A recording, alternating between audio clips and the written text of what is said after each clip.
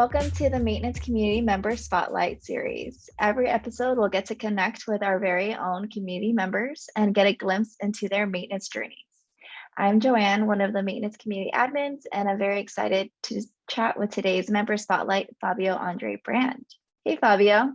I'm a mechanical engineer and I'm working in the maintenance and reliability area for 17 years. I did work mostly in steel mills located here in Brazil, United States, and Canada. I did work in some mills where I had to build up the maintenance process from the ground up. Other mills I was in charge of implementing RCM and TPM. I did work for almost 3 years in IT projects to implement a new CMMS. In our case, was SAP PM, and it was a big project. More than 5,000 end users were trained on this project. And nowadays, I work as a reliability, maintenance, and storeroom coordinator in a steel mill located here in south of Brazil. On my personal side, I'm married and I'm a father of a handsome 4 years old boy. I like to play Legos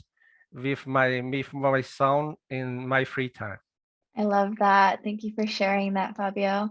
I guess that brings me to my next question. What keeps you energized in your profession?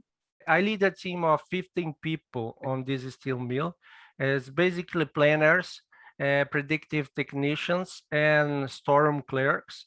And what really motivates me is to see the growing of my team.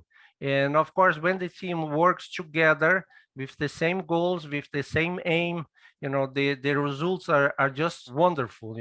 So it's really like a positive snowball effect. So everything goes well. As the team goes well, the leader goes well too. I'm really glad that you're really passionate about your work, especially as a manager. I feel like that's really important. How did you first hear about the maintenance community, and how has it helped you in your maintenance and reliability journey? I basically saw it in LinkedIn. I immediately joined the maintenance community. It's really a great community. I'm really enjoying to be part of it. I'm learning a lot.